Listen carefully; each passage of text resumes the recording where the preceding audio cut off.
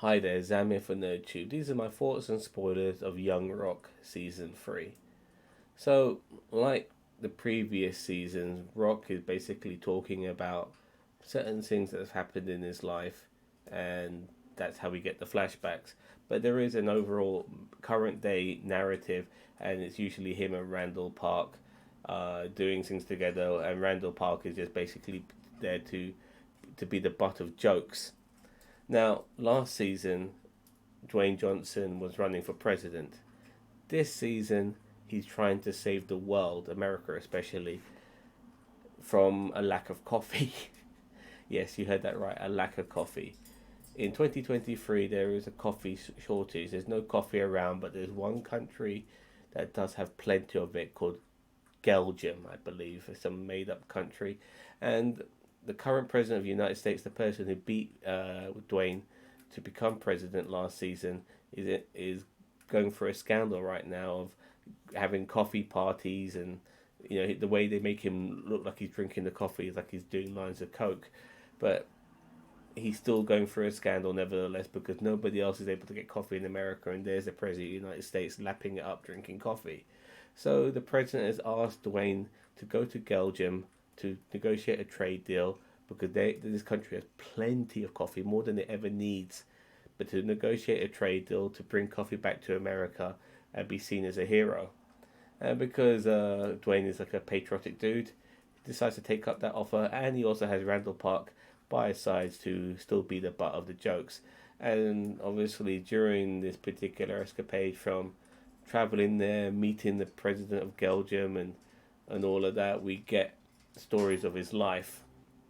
Now, I will get back to Belgium in a second, but the stories of his life are really interesting now. The two main stories are the period in time in the early 80s, or mid to early 80s, where Rocky Johnson, that's the Rock's dad, and Rock's mum are kind of having a dispute with Rock's grandma because they decide to start their own wrestling promotion because the Rock's grandma's gone off with this other dude whose name escapes me right now, but he's gone off with him. She decided to side with him, kind of forgetting her family values to a degree. And this other dude, he's a wrestler himself, even though he's a booker, but he's always putting himself over when he should be putting other wrestlers over. And also, the other story we get is Rock just kind of making it into the wrestling business.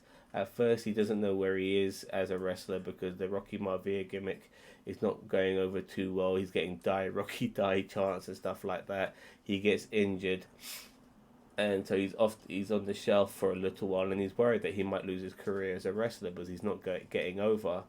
And that's when Vince McMahon decides that he comes back as a heel, and that's really what kind of made Rocky because he was very good as a heel for a decent period of time going on top of the card. This was with the Nation of Domination and so on, and we saw famous scenes of him as a heel. One of the most memorable ones is the scenes of him giving gifts, like he's giving certain Nation members Rolexes, but he's giving Ron Simmons a picture of himself and stuff like that. We all remember those scenes. It was absolutely great. And then his fantastic match he had with Triple H at SummerSlam, a ladder match for the IC belt, which Triple H ended up winning.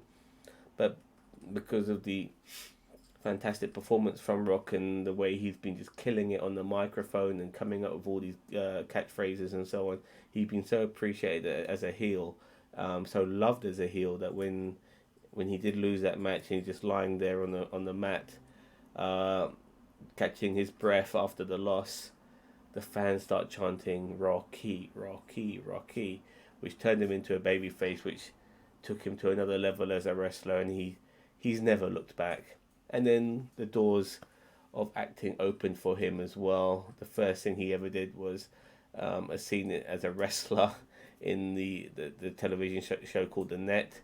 I'm a huge Star Trek fan. I'm purposely wearing these Ladies of Star Trek t-shirt right now because he was also on an episode of Star Trek Voyager where he plays this alien wrestler, so to speak, or sort of like pit fighter, and he fights Seven of Nine in that. He played a sort of a comedic wrestling role, playing his dad on that 70s show, did Saturday Night Live as well. The the world was his oyster, so to speak. He was making money. He was able to pay back his family. It was really good to see, and some of these things we already kind of knew. Um, some of the stuff we saw on as him as a wrestler, we already knew, but seeing like how much hard work he put into his life to get to where he is, and the payoffs for it, and that he's able to pay back his family, give his mum and dad a home, look after his grandma, look after the people around him as well. I mean, that's all he ever wanted to do. Like family was a big thing for him, and he was finally able to achieve it. It was good stuff. But going back to the to the Belgium thing, he does try to negotiate a trade deal.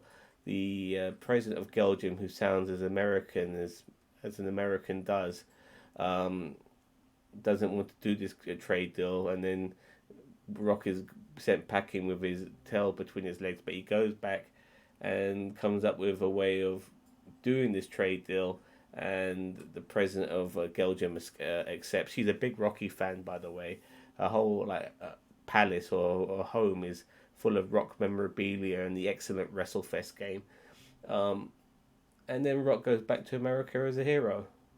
And we also see more of the flashbacks and so on, not just the stuff to do with the Hawaiian wrestling and some of the stuff during the middle periods of his days. There's an excellent episode regarding Peter Maivia. Even he, I remember watching him in You Only Live Twice, where he has a fight with James Bond. How Peter Maivia and Sean Connery were good friends.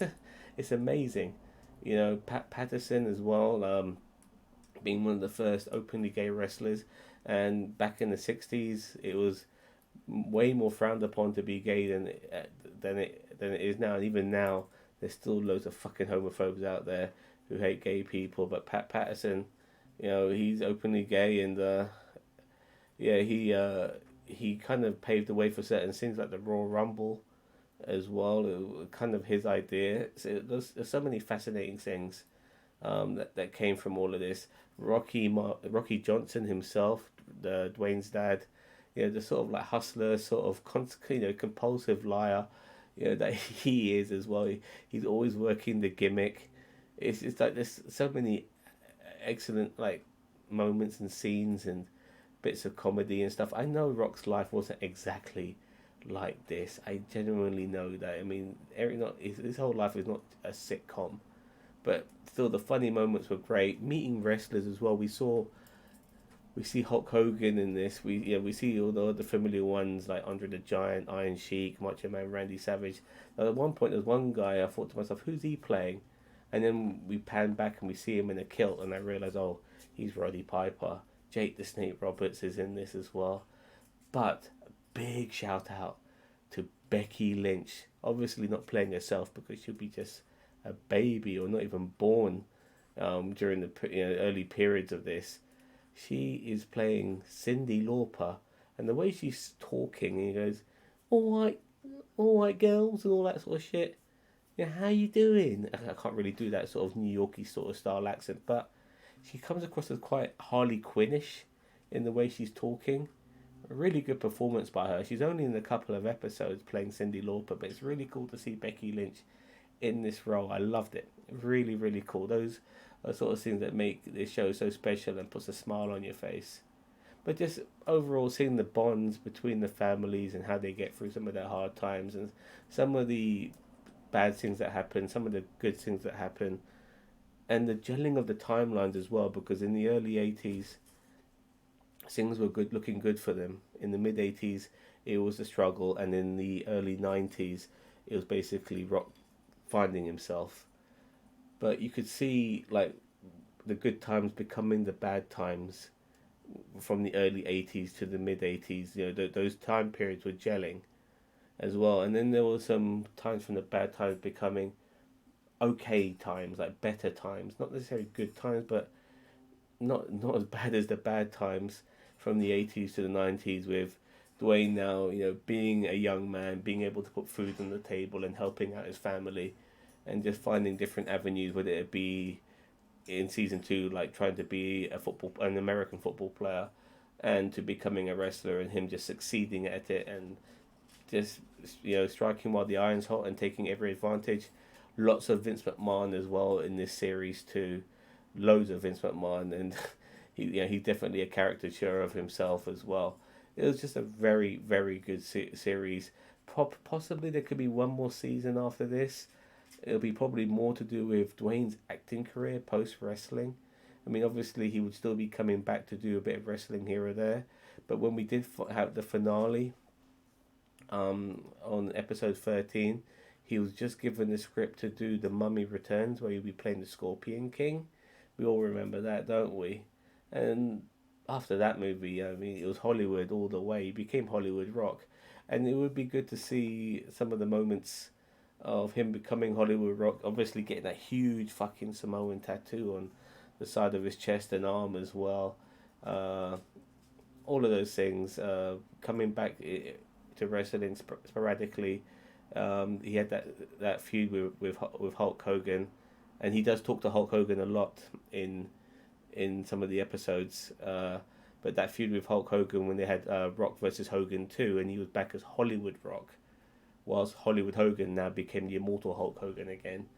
And all those moments, they were great whilst he was actually wrestling.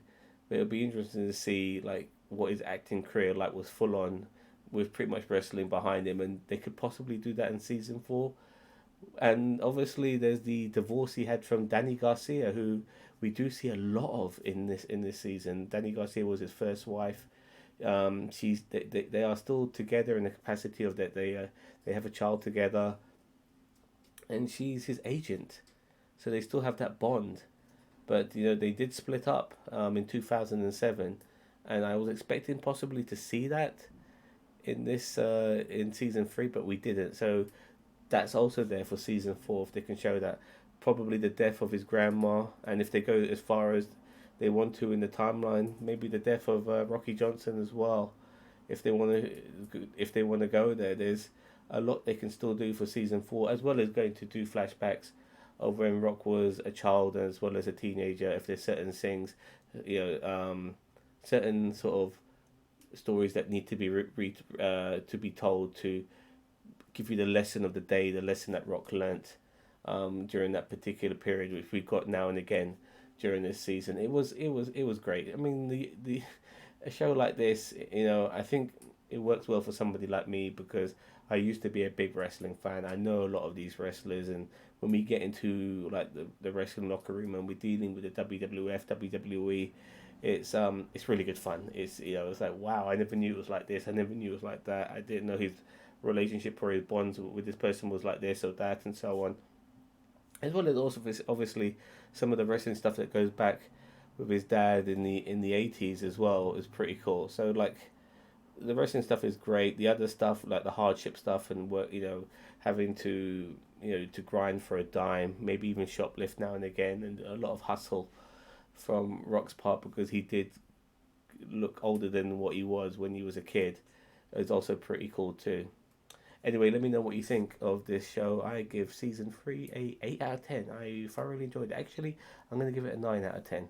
And I'd like you all to subscribe to NerdTube, the greatest YouTube channel you never heard of, and let me know what you think of the show with a comment below.